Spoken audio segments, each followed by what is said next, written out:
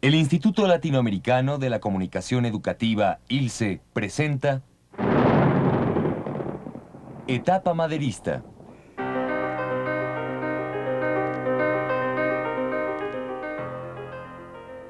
Señor Don Francisco I. Madero,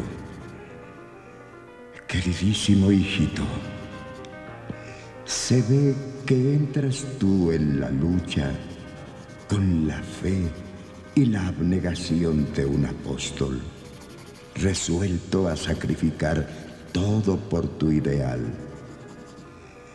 Tengo la seguridad que no te guía ninguna ambición personal, ni miras de lucro de ninguna especie. Desgraciadamente, la mayor parte de los que se dirán tus correligionarios no obrarán ni pensarán del mismo modo. Es mi deber prevenirte para que no te dejes sorprender ni engañar. Tu papá, Francisco Madero.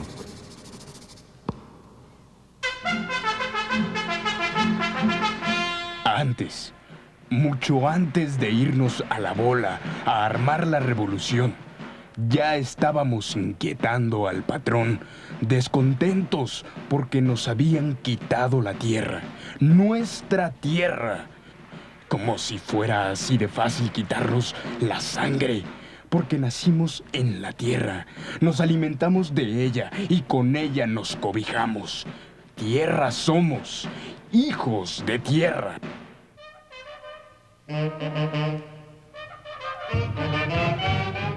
Hacia el año de 1900, la situación política de México comenzó a sufrir cambios que, aunque imperceptibles entonces, estaban llamados a cobrar notable importancia algún tiempo después. La prosperidad de que gozaba México era solo aparente. La riqueza que se incrementaba tendía a concentrarse en pocas manos.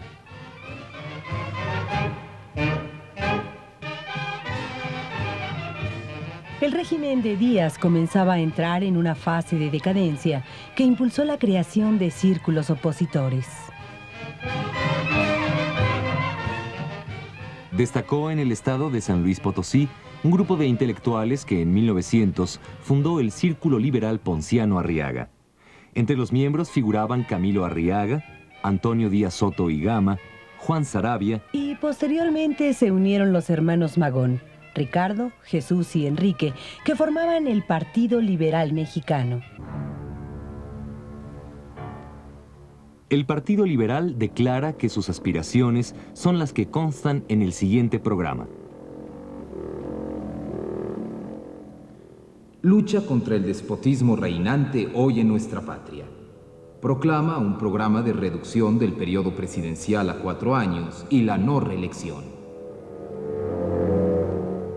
Un gobierno que se preocupa por el bien efectivo de todo el pueblo no puede permanecer indiferente ante la importantísima cuestión del trabajo. Así es como el trabajador mexicano acepta labores de 12 o más horas diarias por salarios menores de 75 centavos, teniendo que tolerar que los patrones lo descuenten todavía de su infeliz jornal diversas cantidades para médico, culto religioso, fiestas cívicas y otras cosas. En más deplorable situación que el trabajador industrial se encuentra el jornalero del campo, verdadero siervo de los modernos señores feudales. Por lo general, estos trabajadores tienen asignado un jornal de 25 centavos o menos, pero ni siquiera este menguado salario perciben en efectivo. La actividad del Partido Liberal Mexicano ha quedado inscrita como la etapa precursora, ya que corresponde al tiempo en que nació en el pueblo la idea de tirar la dictadura.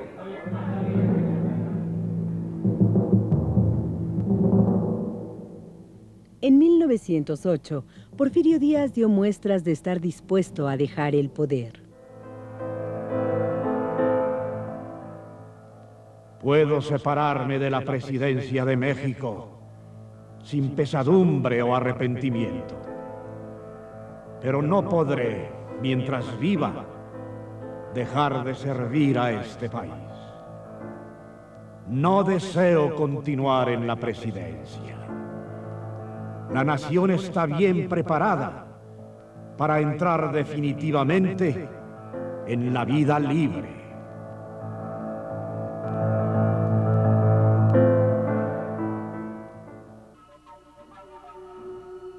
El terrateniente Francisco I. Madero, hombre que siempre había defendido a la democracia, creyó que podía tomarse en serio la palabra del dictador y escribió La sucesión presidencial en 1910. En él enunciaba los beneficios que había traído la dictadura, pero atacaba la idea del poder absoluto.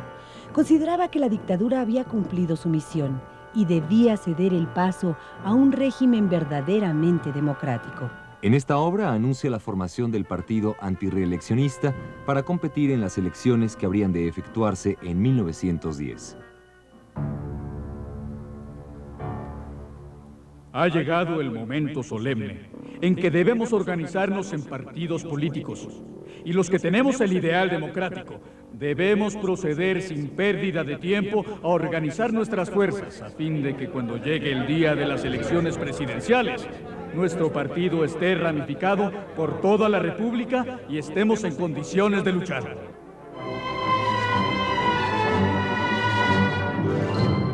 Madero perdió las elecciones y Porfirio Díaz volvió a ser presidente. Los hechos hacían dudar sobre la legitimidad de los comicios. Madero dio a conocer un plan revolucionario, el Plan de San Luis, en el que se desconocía por considerarlo ilegal al gobierno de Porfirio Díaz y se invitaba al pueblo a levantarse en armas el 20 de noviembre. Paulatinamente fueron sumándose numerosos grupos populares. El Ejército del Sur, comandado por Pablo Torres Burgos y Emiliano Zapata. Al norte, las fuerzas de Pascual Orozco y Francisco Villa. La libertad debe existir para todos los mexicanos. ¿No sería lógico pedir la libertad para los que profesamos ideas y negárselas a los que tienen ideas diferentes? Mientras las armas del pensamiento sean usadas libremente por todos los mexicanos, no debemos temerlas.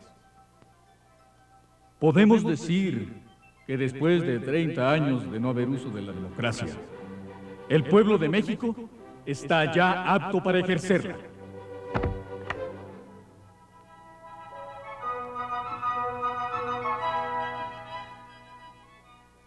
Desde los primeros meses de su campaña presidencial, Madero había definido su posición política, en la cual consideraba que a través de una política sana y democrática, una nación se desarrolla en todos los demás campos de forma natural.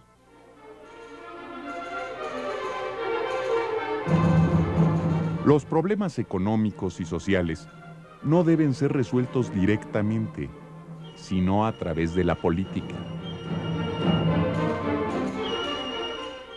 Del gobierno no depende aumentaros el salario, ni disminuir las horas de trabajo. Y nosotros, que encarnamos vuestras aspiraciones, no venimos a ofreceros tal cosa, porque no es eso lo que vosotros deseáis. Vosotros deseáis libertad.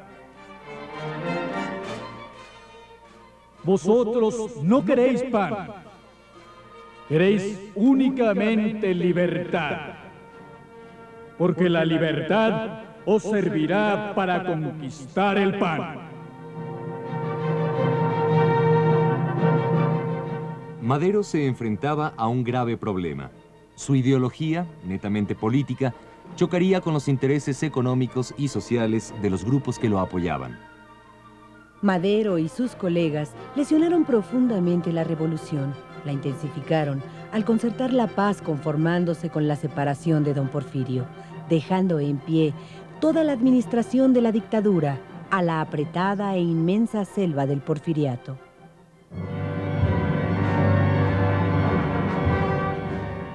En Chihuahua, Pascual Orozco dio a conocer el pacto de la empacadora, en el cual desconocía al gobierno de Madero y lo denunciaba como traidor de la revolución. Lo tachaba de antipatriota al querer vender al país al capital extranjero.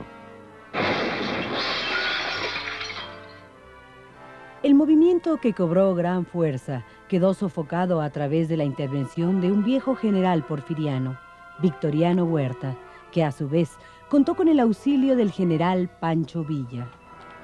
Pero el movimiento más importante al que tuvo que enfrentarse Madero fue la Revolución del Sur. De todos los jefes revolucionarios, Zapata fue el único que se negó a deponer las armas. Los zapatistas, dedicados a una lucha agrarista bien definida, buscaban la solución directa e inmediata al problema de la restitución de los ejidos y no transigían con triquiñuelas políticas. Los capitalistas norteamericanos, que habían apoyado a Madero durante la Revolución, se sentían defraudados al no obtener los beneficios que esperaban del gobierno de este. El embajador de los Estados Unidos en México, Henry Lane Wilson, informaba a su gobierno sobre la necesidad de promover el cambio de gobernante en México por alguien que garantizara la seguridad de las inversiones norteamericanas. La oportunidad que Wilson esperaba se presentó en febrero de 1913. El general Félix Díaz, sobrino de Porfirio Díaz, había tramado tiempo atrás derrocar a Madero mediante un golpe de Estado. Los generales Manuel Mondragón y Cecilio Ocón lo liberaron de la prisión y se dirigieron al Palacio Nacional para ocuparlo. El plan falló y el contingente se replegó hasta la Ciudadela. El general Victoriano Huerta, el mismo que había combatido contra Orozco, ahora ofreció sus servicios a Madero para sofocar la insurrección de Félix Díaz. Huerta fingió un ataque a la Ciudadela con el fin de ponerse de acuerdo con Díaz para dar el golpe de Estado. Wilson se ofreció de intermediario. Los tres personajes suscribieron un plan, el Pacto de la Embajada, y obligaron a Madero y a Pino Suárez a dimitir de sus cargos el 18 de febrero de 1913.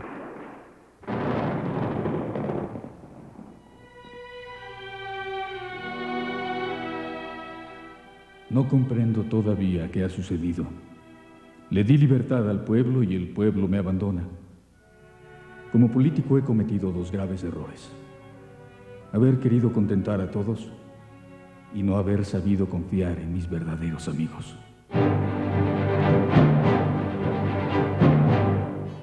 El domingo 23 de febrero despertó la ciudad conmovida con la noticia de que Madero y Pino Suárez habían sido asesinados.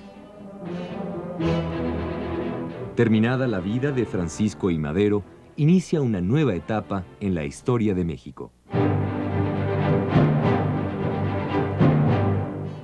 Realización, Dirección de Producción de Material Educativo y Cultural.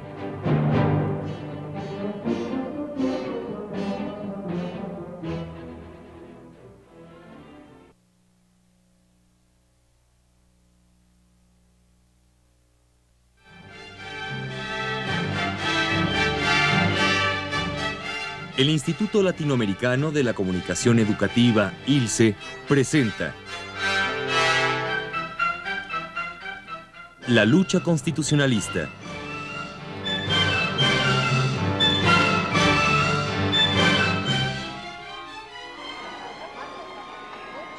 Dicen que lo mataron durante un asalto. Mentira, lo habían asesinado antes. Escupió a Huerta y fue apuñalado.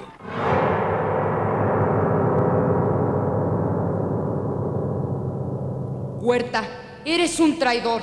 Hiciste creer a Madero que eras fiel contra sus enemigos y solo fue para aliarte con los de tu calaña porfirista como Félix Díaz. Huerta, perro faldero de los gringos.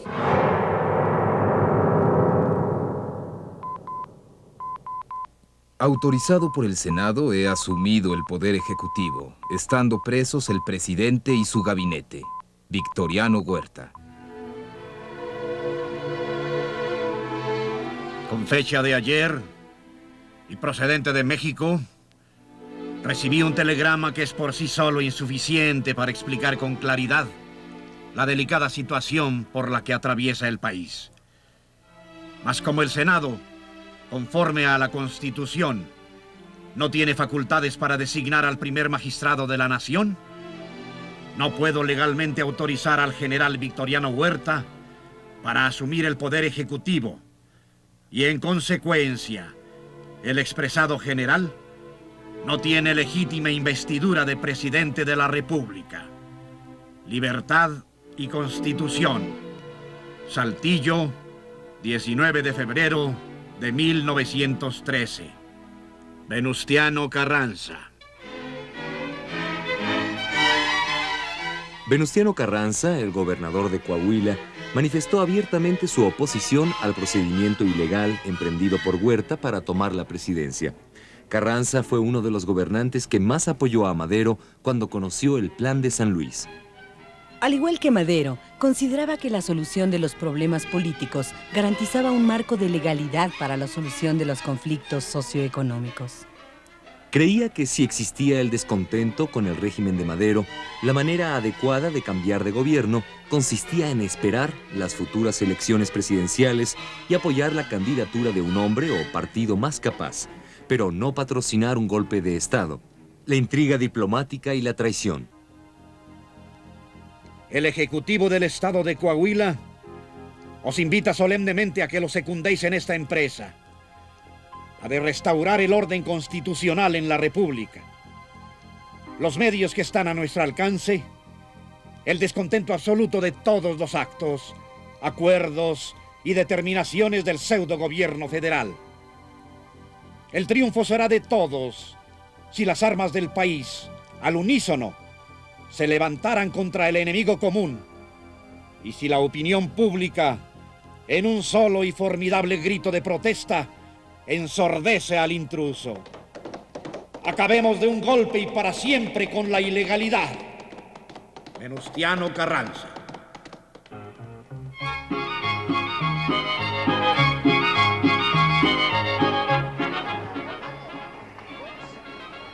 Yo me fui con mi ponciano a la bola. Primero seguimos al señor Madero y luego fuimos carrancistas. Carranza no reconoció al gobierno del asesino, por eso lo seguimos. No podíamos permitir que nos gobernara un tipo así.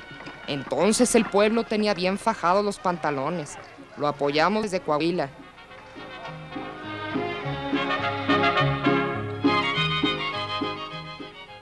El 26 de marzo de 1913, en plena campaña, Carranza redactó un documento que recibió el nombre de Plan de Guadalupe. En él se desconoce al general Victoriano Huerta como presidente de la República. Se desconoce también a los poderes legislativo y judicial de la Federación. Se desconoce a los gobiernos de los estados que aún reconozcan a los poderes federales. Para la organización del ejército encargado de hacer cumplir nuestro propósito, nombramos como primer jefe del ejército, que se denominará constitucionalista, al ciudadano Venustiano Carranza. Al ocupar el ejército constitucionalista la Ciudad de México, se encargará interinamente del Poder Ejecutivo. El presidente interino de la República convocará a elecciones generales tan pronto como se haya consolidado la paz, firmado en la Hacienda de Guadalupe a los 26 días del mes de marzo de 1913. Se acordó incluir en el Plan de Guadalupe una cláusula que estipulaba que el constitucionalismo atendería a las demandas de justicia social una vez que triunfara la revolución. Huerta, no te saldrás con la tuya. Acuérdate, al que a hierro mata, a hierro muere. ¿Quiénes ahora te apoyan? Puros catrines y rotos, los que se han robado la tierra. Los ricos te darán la espalda pronto.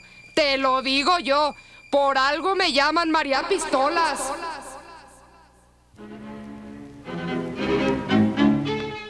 De acuerdo al plan de la embajada, Huerta solo fungiría como presidente provisional. El apoyo era para Félix Díaz, pero Huerta, que buscaba consolidarse en el poder, lo quitó de su camino enviándolo al Japón en misión diplomática.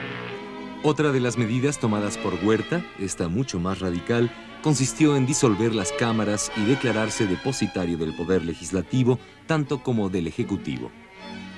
Quedó constituido el gobierno de Huerta como dictadura y como tal, gradualmente se fue militarizando, llegando al extremo de involucrar a la sociedad civil con objeto de hacer frente a la revolución constitucionalista. La desmedida ambición de Huerta era una lucha personal y no la de un sector bien definido. Se celebró en Monclova una alianza entre las facciones que desconocían a Huerta. Los revolucionarios de Sonora y las fuerzas de Villa acordaron su adhesión a los lineamientos del Plan de Guadalupe. Por lo tanto, el ejército constitucionalista quedó integrado en 3 frentes: el ejército del norte, al mando de Villa; el ejército del noroeste, comandado por Obregón; y el ejército del noreste, con Pablo González. El Plan de Guadalupe es un llamado patriótico a todas las clases sociales. La lucha de clases. Opónganse las fuerzas que se opongan. Las nuevas ideas sociales tendrán que imponerse en nuestras masas. Y no es solo repartir las tierras y las riquezas nacionales. No es el sufragio efectivo. No es abrir más escuelas. No es igualar y repartir las riquezas. Es algo más grande y más sagrado. Es establecer la justicia. Es buscar la igualdad. Es la desaparición de los poderosos para establecer el equilibrio de la conciencia nacional.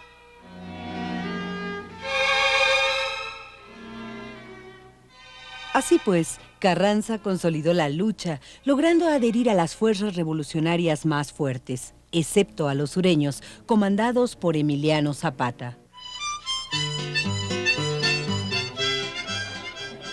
Desde la capital se veía mejor el movimiento armado, pero que no se piense que andábamos con los brazos cruzados. Yo ayudaba todas las noches a mi Rafael a imprimir nuestro periódico. Aquí se supo pronto que Obregón tenía dominado el estado de Sonora y que bajaba triunfando en cada lugar y se estaba acercando a Jalisco. También se supo que los Dorados de Villa cobraban la fuerza de sus victorias. Hasta llegó a nosotros la noticia de que Villa y Carranza comenzaban a andar malquistados. Victoriano Huerta, que había prometido acabar con la anarquía e imponer la paz, lo único que había logrado era generalizar el descontento. Las renuncias constantes de los miembros de su gabinete demostraban la inestabilidad de su gobierno. Por último, el cambio de gobierno de Estados Unidos fue desfavorable al gobierno de Huerta. De cómplice se volvió enemigo. Wilson no solo desconoció al gobierno instaurado en México, sino que también hizo que varios países lo secundaran. Finalmente, con el pretexto del arresto de unos marinos norteamericanos en Tampico, Wilson ordenó la intervención armada de los Estados Unidos en México en abril de 1914. Carranza buscó mediar la situación, procurando dejar bien clara su posición.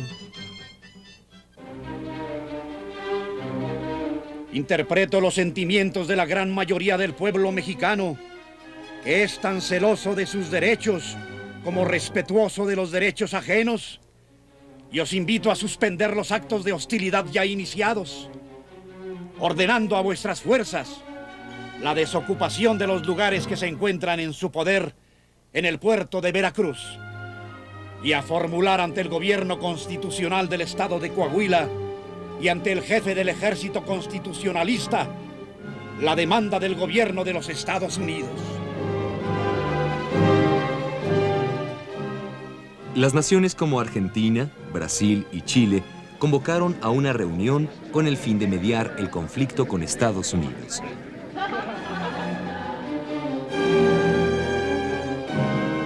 Cumple a mi deber de primer jefe del ejército constitucionalista declarar que se incurre en un gran error al intentar resolver problemas de gran trascendencia para el pueblo mexicano, que solo a los mexicanos corresponde resolver por el indiscutible derecho de su soberanía. La actitud de Carranza sentó precedentes para la futura política exterior de México. La Marina estadounidense se retiraría de México poco después de la caída de Huerta.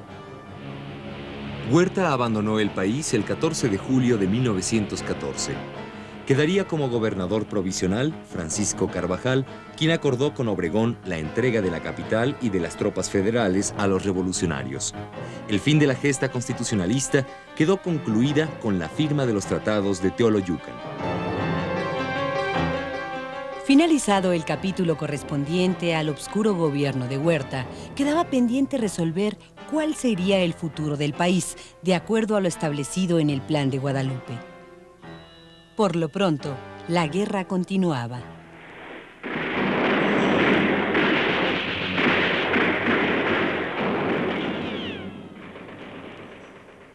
Realización, Dirección de Producción de Material Educativo y Cultural.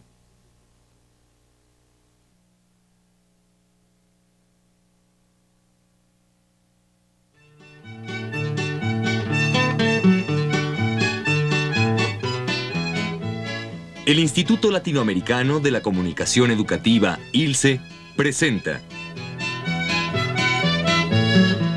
Francisco Villa en la Revolución Mexicana.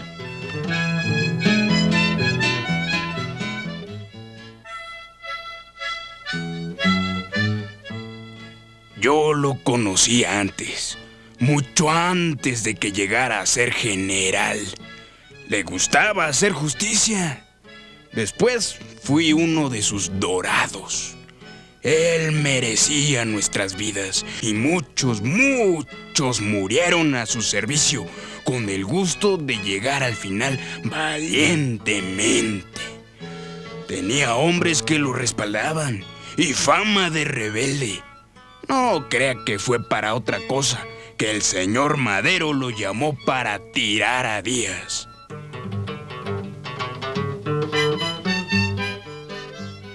Al coronel Francisco Villa se le atribuye haber sido un bandido en los tiempos pasados. Lo que pasó fue que uno de los hombres ricos de esta región intentó la violación de una de sus hermanas y este la defendió. Como en México no existe justicia para los pobres, tuvo que huir y en muchas ocasiones defenderse de los rurales. Toda la población de Chihuahua sabe que nunca robó ni mató, sino cuando tuvo que acudir en legítima defensa. El gobierno federal le ha conferido el grado de coronel.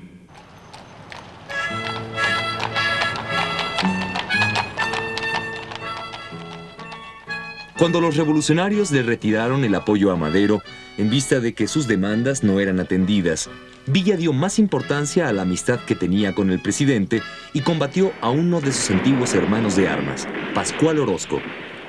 Ahí estuvo a punto de perder la vida, pero no en manos del enemigo, sino del jefe de la campaña a la cual servía este. Era Victoriano Huerta.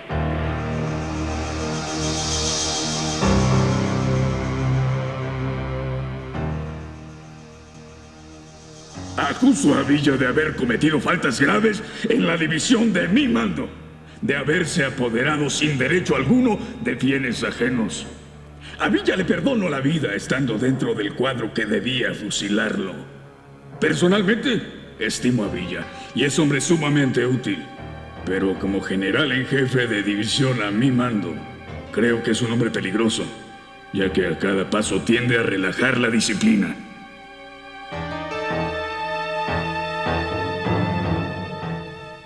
De esta forma quiso Huerta quitar de su paso a Villa a solo unos meses de traicionar a Madero. Villa, que se encontraba en El Paso, Texas, prófugo de la justicia, regresaría a México para vengar la muerte de Madero. En su camino, fue reclutando aliados hasta formar un pequeño contingente destinado a tirar al usurpador Victoriano Huerta. Villa se unió a Carranza a través del Plan de Guadalupe para integrar al ejército constitucionalista.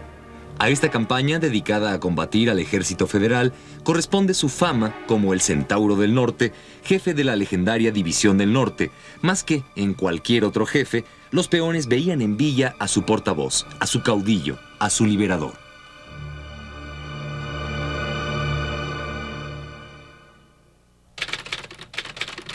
Villa es la revolución. Si muriera, estoy seguro de que los constitucionalistas no avanzarían más allá de Torreón en todo un año. Rodeaban las ciudades por más grandes que fueran, inundaban las ciudades por más extensas. Se moría arrojando entre los borbotones de sangre gritos de entusiasmo. John Reed. Pero para Francisco Villa no todos los triunfos debían de centrarse en el aspecto militar. Él concebía la idea de que cada miembro de la tropa era un miembro del pueblo, más que un soldado. Y la idea se llevaba a la práctica cada vez que la División del Norte ocupaba una ciudad. Todos los miembros de la tropa, hombres y mujeres, se dedicaban a cualquier actividad civil, ya fuera agrícola o de otra índole. Cuando conquistó todo el estado de Chihuahua, fue proclamado gobernador.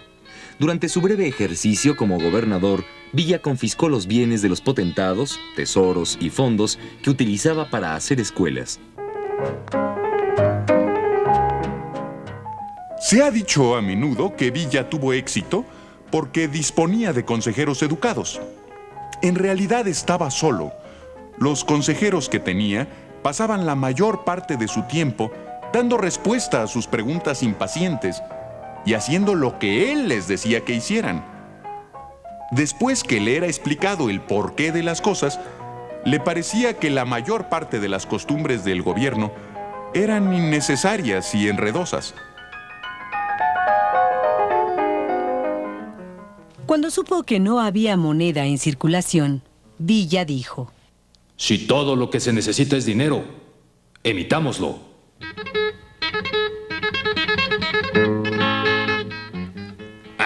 Pero la actividad militar nunca acabó. No, nunca. Villa hizo una mancuerna perfecta con el general Felipe Ángeles, que disponía de una sólida formación militar. Sí, Ángeles era un magnífico estratega. En tanto Villa era conocedor de tácticas. Y una de tantas estrategias. Comenzó a depender del asalto de trenes y el bloqueo de vías. Se volvió de suma importancia, sobre todo cuando Carranza comenzó a limitar el abasto de pertrechos. Solo a través del asalto podían compensar la escasez de armamento. Villa tenía un sistema algo bonito. Contaba con las mujeres que veían antes cómo estaban atrincheradas las ciudades. Ahí se iban antes que nosotros a vender tortillas u otra cosa. Cuando íbamos a tomar Torreón, llegaron y le dijeron a Villa: cuida a tu gente, están bien atrincherados. La verdad, otro general como Villa no hubo. Nunca. No sé por qué Carranza no lo quería. En el mes de marzo de 1914, Carranza, preocupado porque Villa actuaba demasiado por su propia cuenta, se trasladó a Chihuahua para ejercer control. Se dejaron ver algunas discrepancias que no llegaron a más, pero las diferencias se agudizaron cuando se preparaba la toma de Zacatecas. Carranza decidió que el ataque fuera conducido por Pánfilo Natera, pero la incursión fracasó y se tuvo que pedir refuerzos. Carranza pidió a Villa que enviara 5,000 hombres de la División del Norte sin que él tomara parte de la batalla.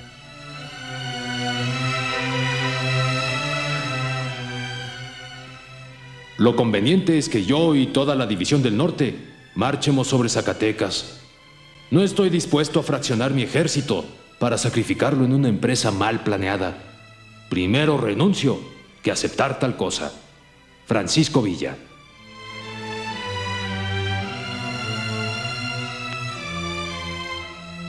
Carranza aceptó la renuncia y ordenó a los generales de la División del Norte que eligieran al nuevo general en jefe. No estamos dispuestos a aceptar un jefe que no sea Villa. Villa, a la cabeza de la División del Norte, enfiló rumbo a Zacatecas el 17 de junio. La caída de Zacatecas resultaba significativa, ya que anunciaba el fin del huertismo. Pero a los carrancistas también les preocupaba que Villa decidiera seguir avanzando, ya que ponía en peligro la toma de la Ciudad de México. Por ello, el general Álvaro Obregón, entre otros, promovió la reconciliación Villa-Carranza. Julio 5. Francisco Villa ha telegrafiado a esta población diciendo que allanó las diferencias que tenía con Carranza. El arreglo se hizo mediante la condición de dejar a Carranza la jefatura nominal de la revolución y ser Villa el encargado del orden militar.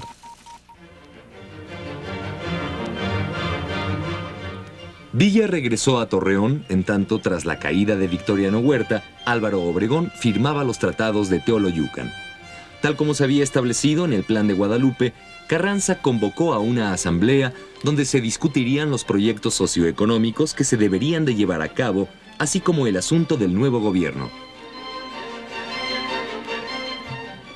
Generales de esta división salieron con el objeto de tratar importantes asuntos relacionados con la situación general de la República.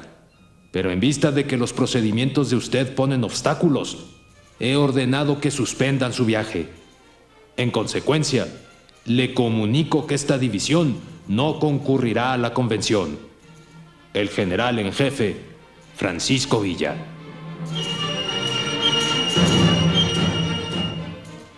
La ruptura entre Villa y Carranza ya era irrevocable.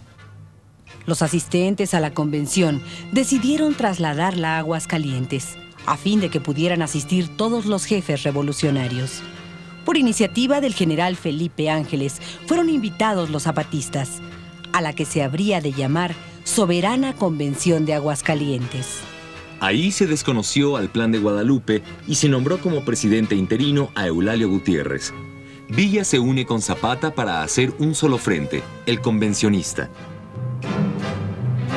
Carranza se retiró con sus seguidores a Veracruz y el 6 de diciembre de 1914 entraron a la Ciudad de México Villa y Zapata. Hecho excepcional en la historia, el auténtico poder militar tomó las riendas del país. Los integrantes son los mejores representantes del pueblo en armas. Las demandas del pueblo al fin iban a ser atendidas. Los debates entre los delegados villistas y zapatistas además influyeron directamente en las tendencias que poco después adoptaron los constitucionalistas. Carranza, asesorado por Luis Cabrera, expidió una ley agraria y Obregón lograba volcar el apoyo de los obreros hacia el constitucionalista. Gran cantidad de campesinos apostaron por el caballo de Carranza, quien había dado el primer paso en la reforma agraria. Con este hecho fundamental comenzaba la victoria ideológica del primer jefe sobre Villa y Zapata. La victoria militar de los constitucionalistas no se hizo esperar, y en abril de 1915, Obregón derrota a las fuerzas villistas en Celaya, y el 2 de agosto del mismo año, las fuerzas constitucionalistas se apoderan de la Ciudad de México. Ahora, el panorama político era otro. El movimiento revolucionario de Agua Prieta había triunfado. Venustiano Carranza había sido asesinado y don Adolfo de la Huerta había rendido la protesta de ley como presidente interino de la República. El general Villa depone las armas para retirarse a la vida privada. El Ejecutivo de Ley entregará los títulos de la hacienda de Canutillo, donde deberá fijar su residencia. El general Villa protestó bajo palabra de honor no tomar las armas contra el gobierno constituido. Villa se entregó a su vida nueva. Pareciera que habían quedado muy atrás sus todavía recientes años de guerrillero en los que dio problemas a los norteamericanos y a los constitucionalistas. Resultaba imposible poderlo apaciguar. Activo y dinámico como siempre, Villa, ahora convertido en hombre de negocios agrícolas, había cambiado el caballo por el automóvil. ¡Viva Villa!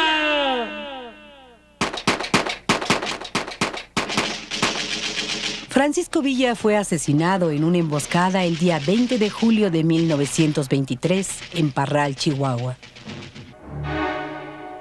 La influencia de Villa no había dejado de tener peso y a su fuerza todavía se le temía. Bastó con que hiciera unas declaraciones a favor de Adolfo de la Huerta para que lo mandaran matar. Doroteo Arango, nombre verdadero de Pancho Villa, encarnó al tipo popular del mexicano, concretamente al peón del norte. Conoció los problemas del pueblo por haberlos vivido en carne propia. Su movimiento armado no podía carecer de un pensamiento sociopolítico, por rudimentario que fuera. Realización, Dirección de Producción de Material Educativo y Cultural.